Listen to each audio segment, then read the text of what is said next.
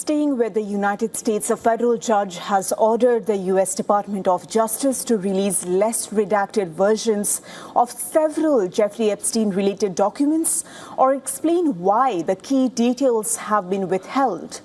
The ruling adds the new twist to the ongoing legal fight over the government's handling of the case files.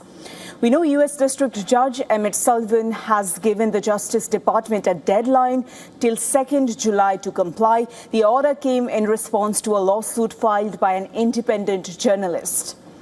It argues that the Trump administration did not fully comply with the Epstein Files Transparency Act. According to the court's ruling, Judge Sullivan said the government had likely failed to meet the law's transparency requirements. He also questioned whether the Justice Department had provided sufficient reasons for withholding portions of the documents from public view.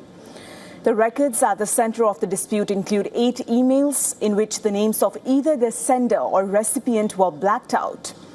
They also feature a draft indictment of Epstein with the identities of potential co-conspirators blacked out.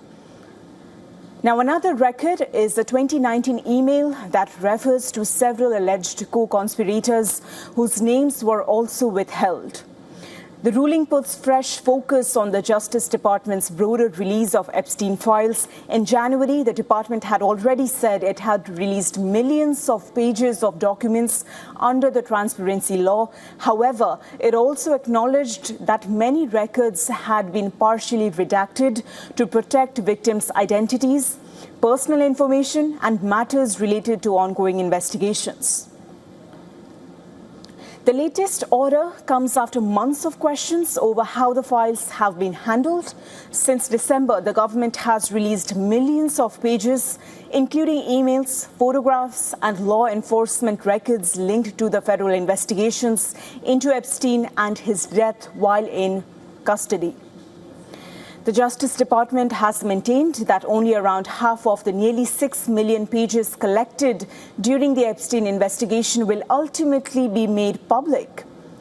According to the department, many of the remaining records are duplicates, unrelated to Epstein, or even protected from disclosure under legal privilege.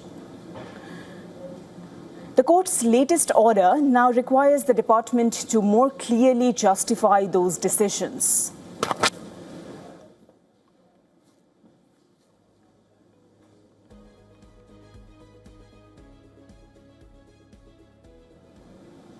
For more on this, our correspondent Susan Terani has sent us this report from New York. Take a look.